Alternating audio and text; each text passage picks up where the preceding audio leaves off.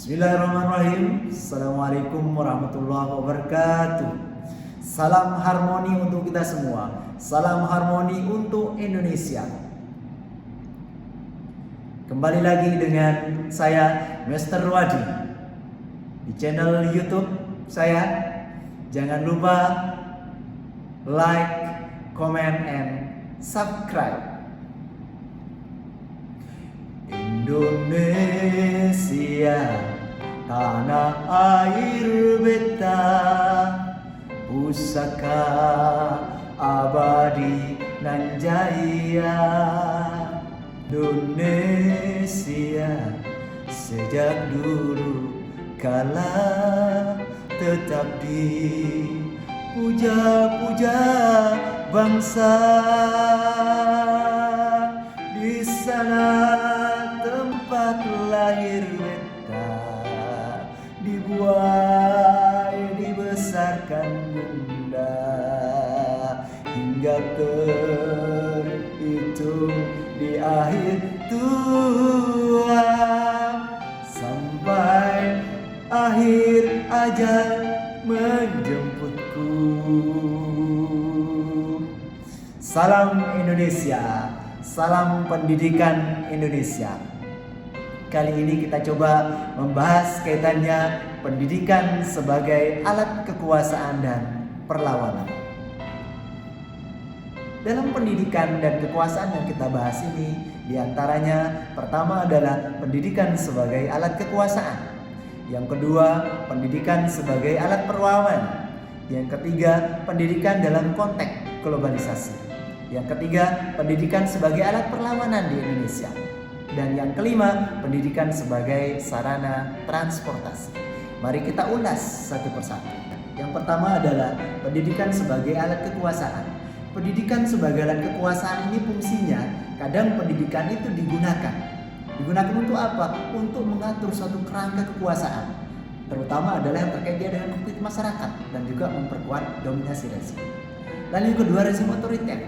Rezim otoriter itu kekuasaan sumber daya, pengaturan yang disesuaikan untuk mencerminkan ideologi. Ideologi yang berkuasa bagaimana menciptakan suatu individu yang patuh dan tidak kritis.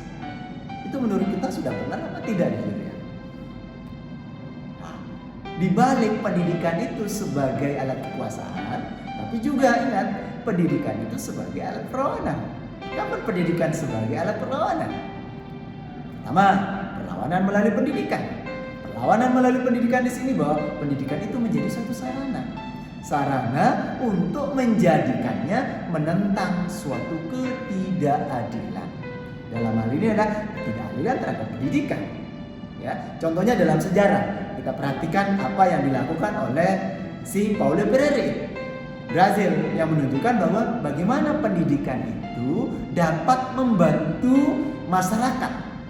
Dalam hal ini adalah memahami maupun juga melawan daripada sistem penindasan. Kemudian pendidikan dalam konteks globalisasi. Pendidikan dalam konteks globalisasi ini bahwa peran bagaimana melawan homogenisasi global.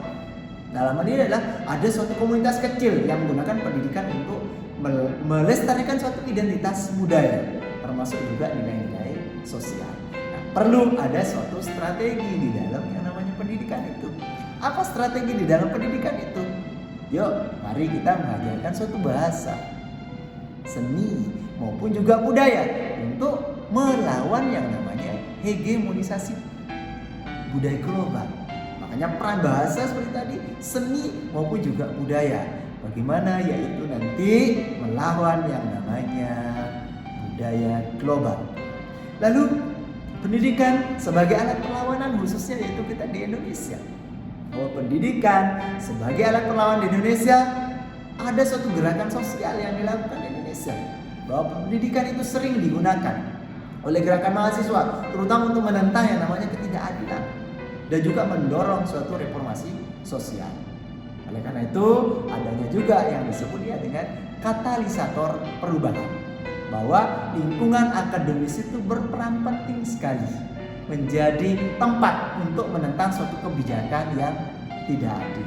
Contohnya kita misalnya di perguruan tinggi, ya, makanya kita perhatikan ya ketika ada suatu ketidakadilan atau hal yang tidak sesuai, ya, mahasiswa kita bergerak, mahasiswa kita maju, ya, mengeluarkan suatu aspirasi ataupun juga pendapatnya. Bagaimana menentang yang namanya ketidakadilan atau adanya hal-hal yang tidak pas atau yang tidak sesuai. Nah, ini berarti menunjukkan bahwa pendidikan itu adalah sebagai suatu perlawanan. Ini khususnya yaitu kita di Indonesia. Lalu kebebasan akademik sebagai satu kunci. Artinya bahwa pentingnya ada suatu kebebasan akademik. Tanpa kebebasan akademik, bagaimana jadinya di situ? Kita tidak bisa mengeluarkan suatu pendapat kita. Kita tidak bisa mengeluarkan suatu aspirasi kita. Oleh karena itu penting yaitu adanya suatu kebebasan akademik. Oleh karena itu pendidikan ini mestinya atau dapat berfungsi sebagai sarana atau metode untuk memahami yang namanya dunia sebagai saluran menuju negara yang lebih adil dan unggul.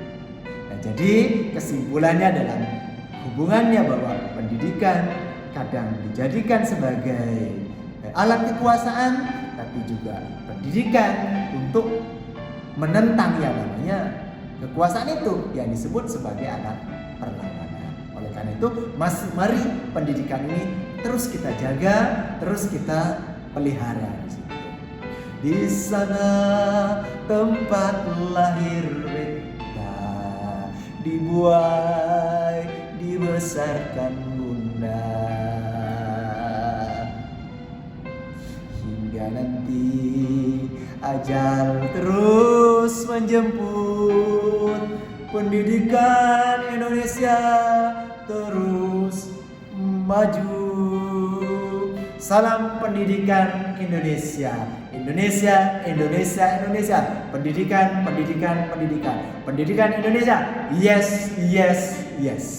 Demikian yang kami sampaikan. Mudah-mudahan ada manfaatnya. Sekali lagi, jangan lupa Jangan lupa like, comment, and subscribe. Salam harmoni, salam Indonesia. Wassalamualaikum warahmatullahi wabarakatuh.